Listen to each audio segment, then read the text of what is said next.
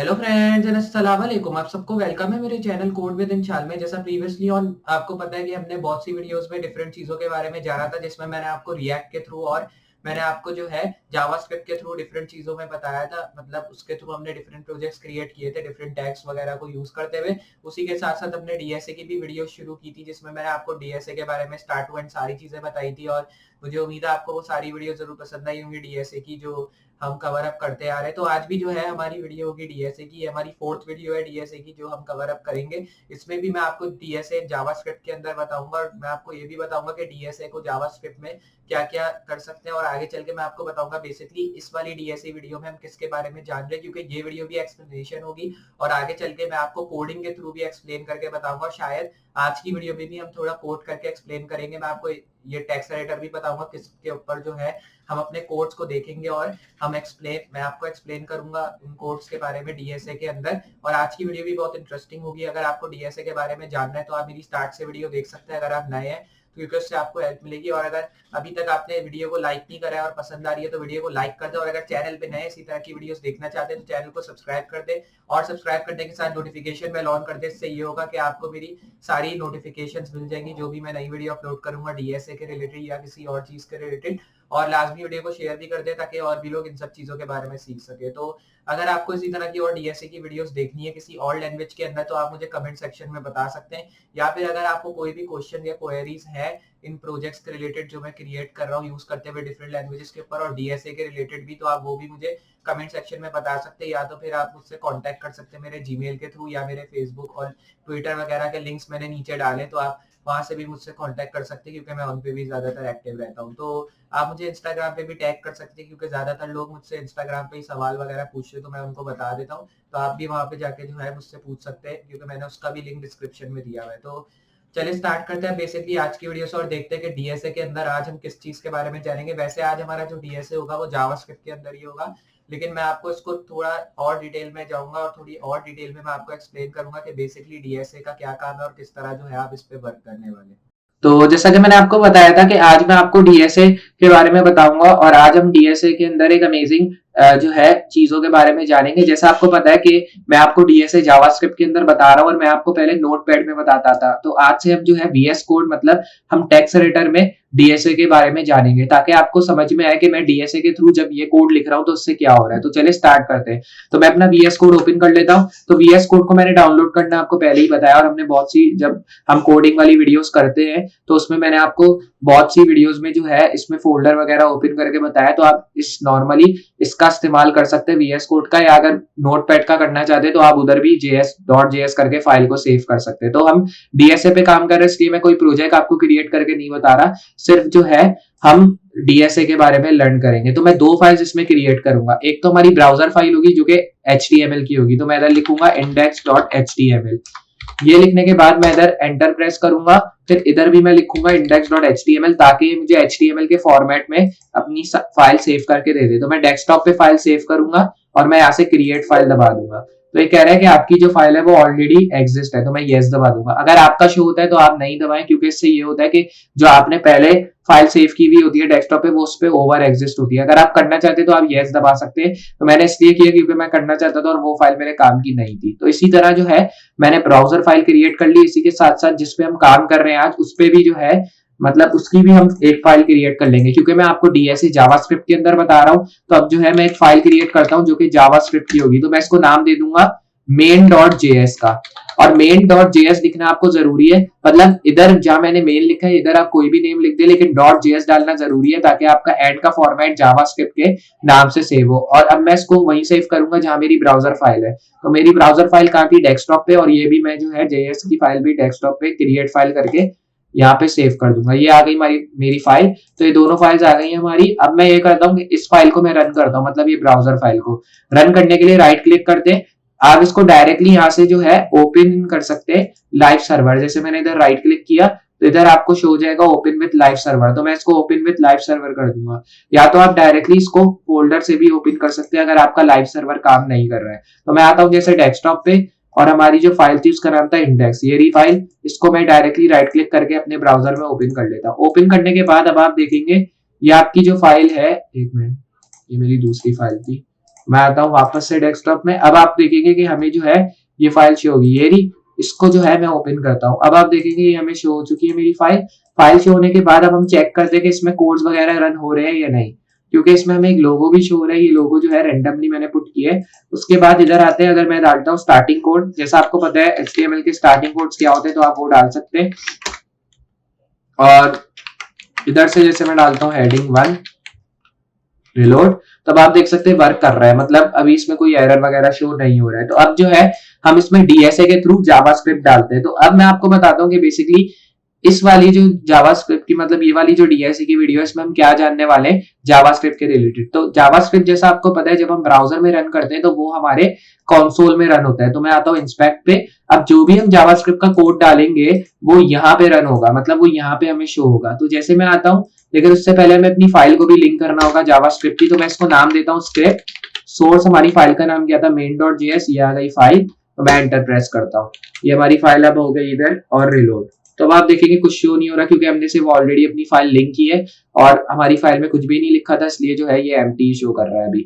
अब जो है हम अपने मेन कोड स्टार्ट करते हैं। तो अब बेसिकली डीएसए में कौन से कोड्स होते हैं जो हमें लिखने चाहिए। जैसे मैं इधर लिखता हूँ लेट में जो है मैं इधर लिखता हूँ स्क्वायर ब्रैकेट, या तो आप कह सकते हैं ये वाला ब्रैकेट। इसमें मैं लिखता हूँ दिस इज जावास्क्रिप्ट, मैं इसमें ये लिख देता हूँ।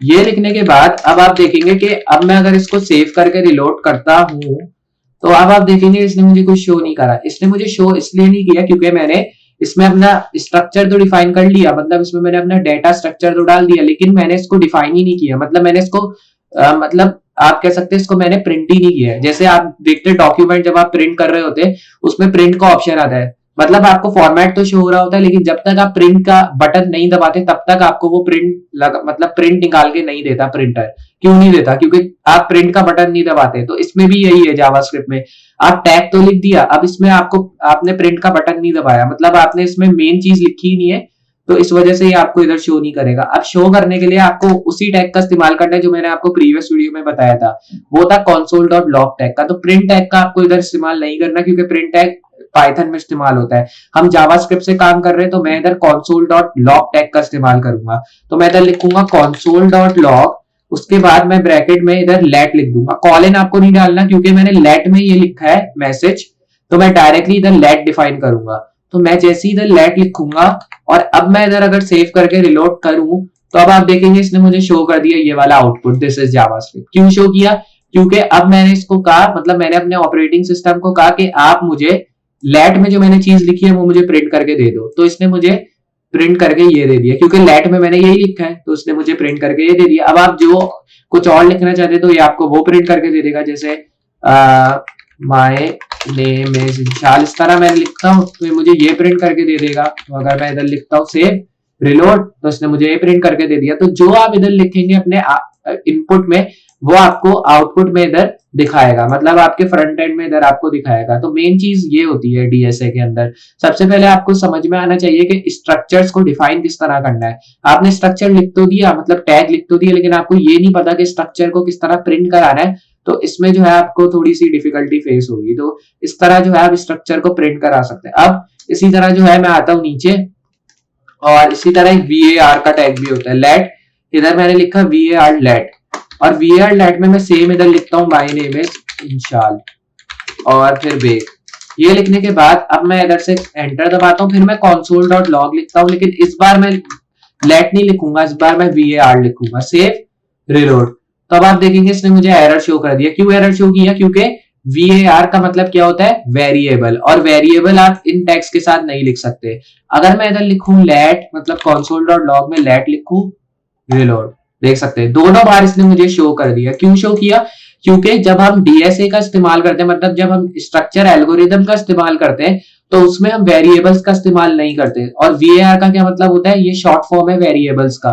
तो इसलिए जो है हम जब भी कोई भी कॉलिंग, मतलब कोई भी चीज लिखते हैं इधर टैग्स या कोई भी सिंटैक्स लिखते हैं, उसमें हम वेरिएबल का इस्तेमाल तो करते हैं, लेकिन वेरिएबल को हम प्रिंट नहीं करा सकते। तो ये आपको खास ख्याल रखना है कि जब आप डाटा स्ट्रक्चर मतलब डीएसए से जब आप काम करेंगे तो आप वेरिएबल को प्रिंट नहीं करा सकते। ये सबसे मेन चीज है जो आपको ख्याल में रखनी है। और जब आप जावास्क्रिप्ट से भी काम करते हैं तो ये चीज आपको ख्याल में रखनी चाहिए कि वेरिएबल को आप प्रिंट नहीं करा सकते, क्योंकि आप वेरिएबल यहाँ पे आपको एरर शो नहीं करेगा, लेकिन जब आप इसको प्रिंट करेंगे तो यहाँ पे आपको एरर शो करेगा, फिर आप सोचते रह जाएंगे कि एरर क्यों आ रहा है।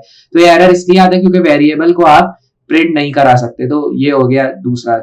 तो इस तरह जो है ये चीजें आप कर सकते हैं। तो मैंने आपको बेसिकली बता दिया कि किस तरह जो है आप ये डिफरेंट चीजों को प्रिंट करा सकते हैं। अब इसी तरह मैंने इधर लिख दिया my name is Inshal Beg at the top, तो इधर से मैं लिख दूंगा आई एम 16 ईयर्स ओल्ड, मैं इधर ये लिख दूंगा ताकि थोड़ा सा डिफरेंट टेक्स्ट हो जाए, क्योंकि सेम सेम थोड़ा अजीब हो गया। अब आप देख सकते हैं इसने मुझे टेक्स्ट शो कर दिया वही वाला। अब हम आते हैं नीचे और अब कुछ और नया ट्राई करते हैं जो हम कर सकते हैं डीएसए के थ्रू। तो डीएसए के थ्रू हम काउंट वगैरह भी डाल सकते हैं। अगर मैं इधर डालता हूँ जैसे 6+1, तो मैं इधर से डालता हूँ 6+1, सेव और रिलोड। तो अब आप देखेंगे इसने मुझे कुछ भी शो नहीं करा, क्योंकि मैंने इधर 6+1 बस ऐसे ही लिख दिया। अब अगर मैं इसमें लिखता हूँ console.log, फिर इधर मैं लिखता हूँ 6+1 और अब मैं इसको सेव करता हूँ और रिलोड, तो अब आप देखेंगे इसने मुझे आंसर शो कर दिया। तो नॉर्मली जब आप इसको प्रिंट करेंगे बगैर कॉलन के, मतलब अगर मैं इसको कॉलन के साथ प्रिंट करूंगा 6+1 को, तो ये मुझे 6+1 ही शो करेगा, क्योंकि ये समझेगा जब आपने कॉलन में लिख दी ये चीज तो मतलब आपको यही चीज चाहिए। तो अगर मैं सेव करके रिलोड करूंगा तो आप देखेंगे इसने मुझे 6+1 ही शो करा है, तो ये आपको आंसर शो नहीं करेगा। इसलिए जब आपको कोई भी चीज का आंसर चाहिए तो आपको कॉल इन लगाने नहीं होते। तो अब मैंने इधर 6+1 लिखा, सेव रिलोड, 7 इसने शो कर दिया, क्योंकि 6+1 क्या होता है 7। तो इस तरह जो है आप इसमें मैथ का भी इस्तेमाल कर सकते हैं, मतलब एज अ कैलकुलेटर भी आप इसको इस्तेमाल कर सकते हैं डीएसए को। तो अगर मैं इधर लिखता हूँ 25+69, सेव करे रिलोड, तो इसने मुझे आंसर शो कर दिया। लेकिन अगर यही चीज मैं जैसे कॉलन में लिखूंगा जैसा मैंने आपको बताया था, तो ये मुझे ये 25+69 ही शो करेगा। तो इसलिए जो है आपको इसका खास ख्याल रखना है कि आपको इधर से कॉलन नहीं डालना जब आपको किसी चीज का आंसर चाहिए। मतलब अगर आप कोई कमेंट डालना चाह रहे हैं, मतलब आप जैसे ये अपना टेक्स्ट लिखना चाह रहे हैं, तो इसके लिए आप कॉलन डाल दें। लेकिन अगर आप कोई किसी चीज का आंसर चाह रहे हैं तो उसके लिए नहीं, उसके लिए जो है आपको कॉलन लिखने की जरूरत नहीं है। जैसे आप किसी टैग को डिफाइन कर रहे हैं तो उसके लिए भी आपको कॉलन लिखने की जरूरत नहीं है। तो इस तरह जो है ये काम करता है। तो अब आपको समझ में आ गई होगी बेसिकली किस तरह। और इसमें जो है आप मल्टीप्लीकेशन भी कर सकते हैं। जैसे मैं 6 को 9 से मल्टीप्लाई करूंगा रिलोड, तो इसने मुझे 6 9 54 दिखा दिया। इसी तरह आप 58 से मल्टीप्लाई करेंगे तो ये आपको आंसर शो कर देगा 348। अब इसमें जो है सब्ट्रैक्शन भी कर सकते हैं। जैसे मैं आता हूँ 0 -1 करते हैं, तो इधर से सेव करता हूं मैं रिलोड, तो इसने मुझे -1 शो कर दिया। जितनी भी बड़ी वैल्यू या जितनी भी छोटी वैल्यू आप माइनस करें, ये उतना आपको आंसर शो करेगा, क्योंकि ये एज अ कैलकुलेटर भी इस्तेमाल हो सकता है। इसी तरह जब ये मल्टीप्लाई एडिशन और सब्ट्रैक्शन कर सकते हैं, तो ये डिवीजन भी जरूर कर सकता होगा। तो डिवीजन के लिए हम स्लैश का इस्तेमाल करते हैं। सेव हो गया रिलोड, इसने आंसर शो कर दिया 2, क्योंकि 4/2 तो 2 होता है। इसमें जो है आप लिख सकते हैं 58, सेव रिलोड, तो इसने मुझे शो कर देगा 29 आंसर। 58 को जब हम 2 से डिवाइड करेंगे तो 29 शो हो जाएगा। इस तरह जो है हम डीएसए पे काम करते हैं। तो आज मैंने आपको एक्सप्रेशन बताया, मतलब डीएसए में एक्सप्रेशंस क्या काम करते हैं। तो मुझे उम्मीद है आपको बेसिकली समझ में आए होंगे ये कुछ एक्सप्रेशन जो मैंने आपको एक्सप्लेन किया डीएसए के अंदर। और अगर ये वीडियो पसंद आई है डीएसए की, तो वीडियो को जरूर लाइक कर दें। और अगर चैनल पे नए इसी तरह की वीडियोस देखना चाहते हैं तो चैनल को सब्सक्राइब कर दें, और सब्सक्राइब करने के साथ नोटिफिकेशन बेल ऑन करना ना भूलें, ताकि मैं इस तरह की कोई भी फ्यूचर वीडियो अपलोड करूं उसका नोटिफिकेशन आपको पहले मिले। क्योंकि इस तरह की वीडियोस मैं जब अपलोड करता हूं तो उससे आपको हेल्प मिलती है और मुझे जो है इससे मोटिवेशन मिलती है इन सब चीजों को क्रिएट करने से और आपके सब्सक्राइब और लाइक करने से भी। और लाजमी शेयर भी कर दें ताकि और भी लोग ये सब चीजें सीख सके, और आप लोगों को बताएं कि हम जो है ये अमेजिंग जो है डीएसए की वीडियोस में डिफरेंट चीजों के बारे में जान रहे, ताकि उनको भी हेल्प मिले और आपको भी इन सब चीजों के बारे में समझ में आए। तो चले मैं मिलता हूँ अगली वीडियो में या अगली किसी और जावास्क्रिप्ट, रिएक्ट या डीएसए की वीडियो में। तब तक के लिए अल्लाह हाफिज।